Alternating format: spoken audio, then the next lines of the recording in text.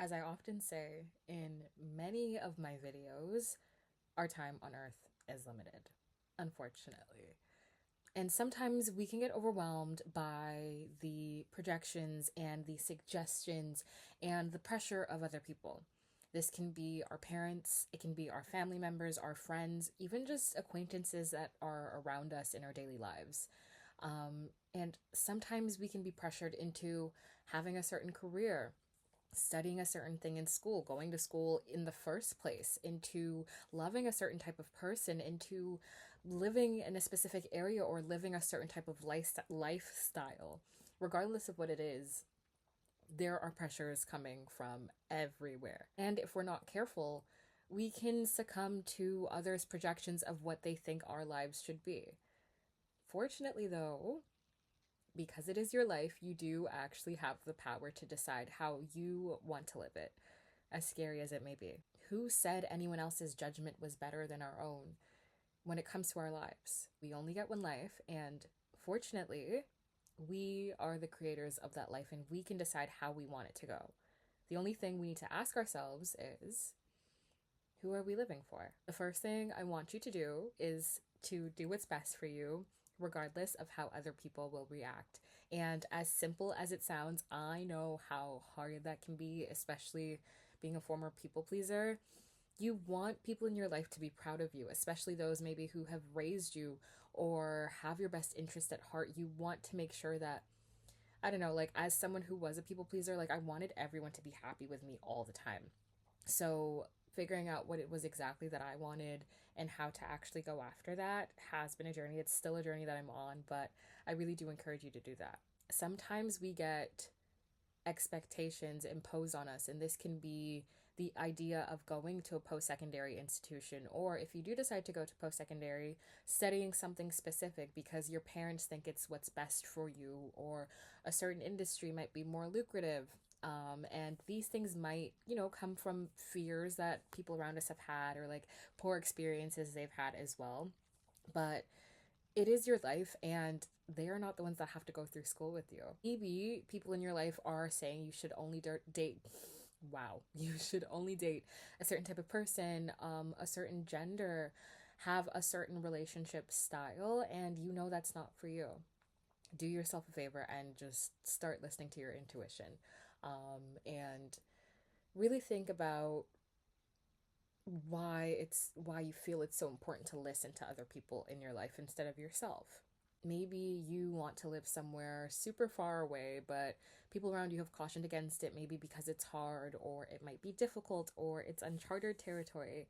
But at the end of the day, it is your life, and I would love for all of us to move accordingly and do what's best for ourselves. Regardless of what the thing is in your life, I want us all, including myself, this is me also talking to myself right now, I want us all to get to a place where we're confident in our decisions and we're listening to our intuition to decide what is best for us. Because really, at the end of the day, what kind of life is worth living if we're living to please other people around us and disappointing ourselves, right? Not only is this like just important, I think, in general, just for your overall happiness, but this is also how you get towards your community and figure out what you actually do like by trying out things and seeing what sticks and what doesn't. I know people in my life who did what their parents told them to do, pursued careers in specific industries because their parents said that that's just what they had to do, and they're not really happy with their decisions, and their current life, and they don't really like the work that they do. And I really don't believe that we were just placed on earth to work our butts off until we die. Life, I believe, is meant to be enjoyed, and I don't think it's fair for us, with the limited time we have here, to be pursuing things, especially work, for example, or careers that are going to make us miserable. Like, that might take up most of your time in the day. Like, why would you want to be doing something and spending your time in something that doesn't bring you happiness, that doesn't make you smile, that doesn't get you excited every day? There are so many successful people out there, and I know sometimes it can seem like it's out of reach. Like, we are in drastically different circumstances than all of these people we see online, but just really, I think you have to believe it for yourself and know that it can happen for you to even get there. For example, on YouTube, the Wizard Liz, for example, if you know her videos, she stated that when she was starting out YouTube, her family was so against it, and cautioned her against it actually, and didn't really support her. And now she is one of the most, I think, recognized YouTubers on the platform just because she decided to follow her intuition. Same thing with Taraji P. Henson, the actor, if you don't know who I'm speaking about. She, at 25, I think it was, I believe, she like moved to LA with a baby and decided to pursue her career in acting. And I'm sure there's people out there that would have been like, that's risky business. Like, you have a child to take care of. It's difficult, obviously. And I'm sure some people might have meant well and just wanted her to make sure that she was secure and safe and had a stable income or whatever it might be. But because she decided to actually follow her heart and her intuition, now she's one of the most celebrated and, in my opinion, most talented actors that we have out there.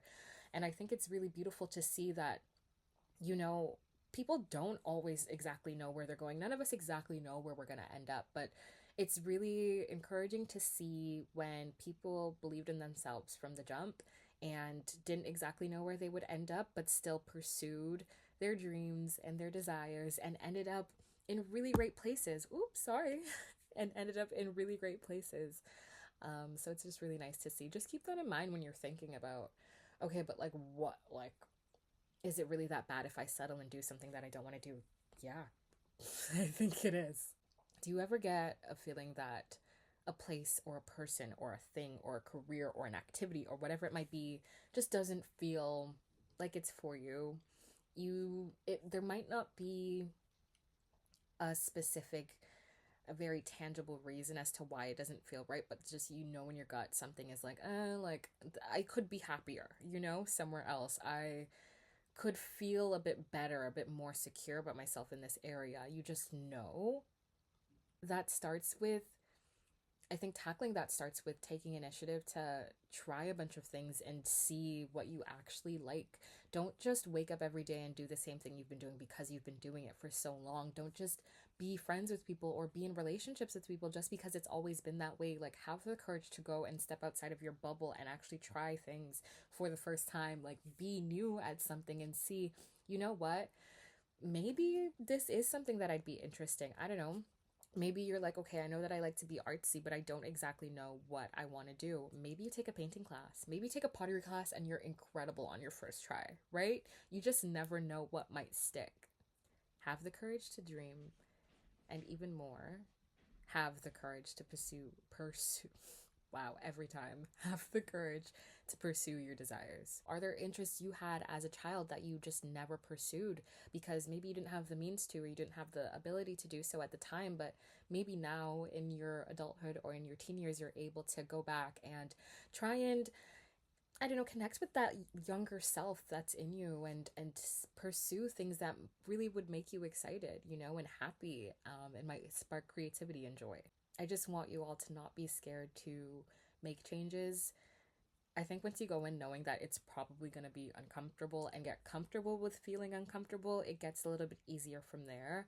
And also, I don't want any of us to feel pressure to have things figured out immediately or like try two new things and because they didn't work out, just think, okay, well, I'm just going to go back to my regular daily life and never try anything again because it didn't work. These things take time and you never know what's going to really work out for you, what you're really going to like or dislike until you try a whole bunch of things. And I think I was fortunate enough to have tried so many different things in my life. Growing up, especially, my mom put me in like everything. But it's great because now I know, for example, I don't want to be a lifeguard. Like, been there, done the swimming thing, not a lifeguard, almost got there. I was able to see what I could do in sports, in theater, and I don't know, in like politics for student council, politics, but student council, all of those things. I was able to try out all of these new things. I was able to try out radio, try out television, all of these things that have, I think, pointed me into the direction that I'm going in now, where I actually know what I don't want to do and what I do want to do because I have taken the time to do those things. And sometimes the experiences aren't the greatest, but everything is a learning opportunity. And I think, you know, from those somewhat unpleasant experiences, I was able to decide and figure out what really worked best for me. And think about it, once you get over that initial fear of trying new things, of meeting new people, you'll start to find your community. And how exciting is that? Like, imagine you just connect instantly with people. And I've experienced it as well, where I've met people literally for 30 minutes and I'm like, there's just something about them, you know, there's just something about them that you're like, I'm drawn to this person, and their energy.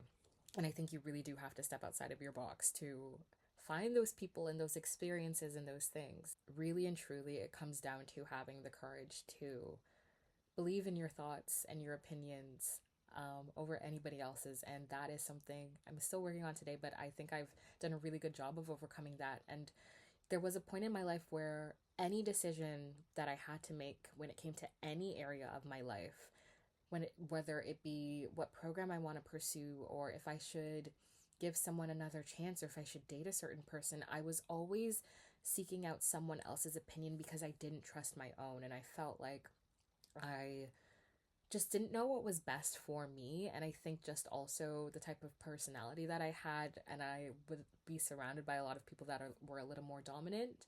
I really felt like I didn't know what would be best for me, and I would just try and double check if like I was making the right decision. But how is anyone supposed to know what the right decision is for me? Like, and I want you guys to think about this for yourselves as well. Like, you are the only person that knows what is the best decision for you, because you know your life the best. Nobody else has lived your life. You can try and explain away anything and everything, but nobody knows your thoughts, your emotions, your feelings, the in and outer workings of your day to day. You know yourself best. And because of that, you are the most equipped to make your decisions for your own life. And moving further onto that, you have to know what you want, exactly what you want, to make the right decisions to even get there in the first place. I read this book called Women Who Run with the Wolves by Clarissa Pinkola Este, I think. Yes, yeah. I want to say that's her name. Clarissa Pinkola Este, yes. And one of the most, I think, important pieces of literary works out there. It really, I think, changed how I navigate life and how I navigate my decisions and my day to day and just what I'm thinking about in general. And I feel like I mentioned this a lot, but it really felt like I was pulling myself out of the robotic nature of just getting up and doing something because it's what I've always been doing, and actually thinking about, okay, what do I actually want in my life? Am I happy with how things are in every aspect? Is there things that I want to change? And if so, how am I going to do that? And I think it does a really good job of encouraging folks to listen to themselves and get to know their inner voice. In the book, she calls it your wild self. Um, yeah. Okay, I really like. I had to stretch. But there's this section in the book, where she describes a smorgasbord. Let's hope I'm pronouncing that right. But if you don't know what that is, basically like a charcuterie. And on the charcuterie, there are so many delicious things. Let's say there's popcorn, there's strawberries, there's chocolate, there's cheese, there's tarts on there, there's pierogies, anything you like. And you look at this charcuterie board and you're like, well, damn, I would have a piece of that, and also that, and give me two of those. Because everything on the board looks really appealing to you because it was just presented to you. But she then goes on to explain that sometimes in life, this is how we make our decisions. We're just presented with a bunch of options, and you're like, you know what? This does look good, so maybe this is what I'll do. And she cautions us to not do that because the decisions we're making aren't actually coming from within. We see something because it's presented to us, and by seeing it, it creates an appetite that was never there in the first place. And I think when those instances happen, you don't realize until later that, like, okay, wait a second, do I actually want to do this? Is this something that actually brings me joy, or did it seem nice? Did the idea of it seem really good or really cool? And I just decided to pursue it and run in, but I'm not actually happy. And that's why she encourages us, instead of looking at the board, for example, let's say all of these options of food on the charcuterie are life decisions, right? Or options for anything really, for relationships, for where you want to live, what type of life you want to live, anything really. And instead of looking at the board first and making a pick based off of these very enticing options we have in front of us, ask yourself, what is it that I'm like hungry for? What am I yearning for? What is it that I actually desire? And from there, I think you'll actually be able to figure it out, like what you actually want for yourself. Because I think you just, once you're quiet and you like quiet everything down and all the noise and you spend some time alone, you get to discover and figure out what it is you actually want in life, in everything really. And she just encourages us really to just go about life that way. So I hope we all make those decisions in that sense.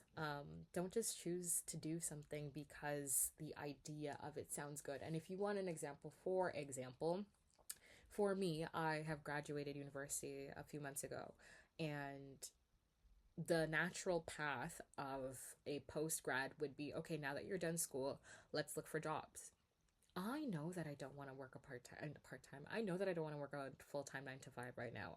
I have done internships in the past, and as wonderful as a time I have I whoa as wonderful of a time that I had, I wouldn't say that I was waking up every day joyous, feeling like this is it, this is what I want to do.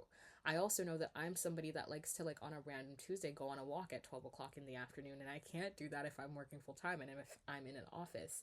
I know that for me, one of my priorities is freedom to create my schedule how I want to create it. And, everyone's different and not everyone has that luxury, and I'm trying to work to get myself there. But I taking the time to actually do internships, I know now that I was like, you know what, as great as it was, and technically, like, I wasn't mad at the job or anything. And I think if I had been given another opportunity right after graduation to have a full time job, I would have taken it. But now that time has passed and I've really thought about what I'm grateful for in my current day to day, one of the biggest things is the freedom that I have to really just wake up and plan my day on my own, and not have to make such a long commute to work, or feel confined to certain hours, or only be limited with how much time I can spend on myself throughout the day, and only have weekends. So just really think about that. I was actually recommended for a job opportunity from one of my classmates, which so sweet of him. And I was like, you know what? Yeah, like I could work. I could work for sure. And do full time. Why not? I'm out of graduation. I money is good to have, right? So I was going through the process of the interviews. I had done 2 interviews. And what my last task was just given was wow. The last task I was given was just to create some demos of the work that I would be doing on my day to day. And the vibe felt good and everything, but when it came to the demos, I like couldn't do it. It was taking me hours to do literally like a 30-second video, something that should not have taken that long. And something in me was like, wait, this doesn't feel right. And not that anything was wrong with the job opportunity or any of the people I encountered, but it was just, I think, my inner self telling me this is not the life that you want. Like, girl, be real. Just because something was presented to you that sounded good, right? Stable income, a job in my industry, or with people that, I really did get along with, just because something was presented to me that sounded really good doesn't mean that it's for me. And I think I clocked it right when I was given that demo task, and I had to just walk away and be like, listen, I'm so sorry, guys. I actually don't think this is for me.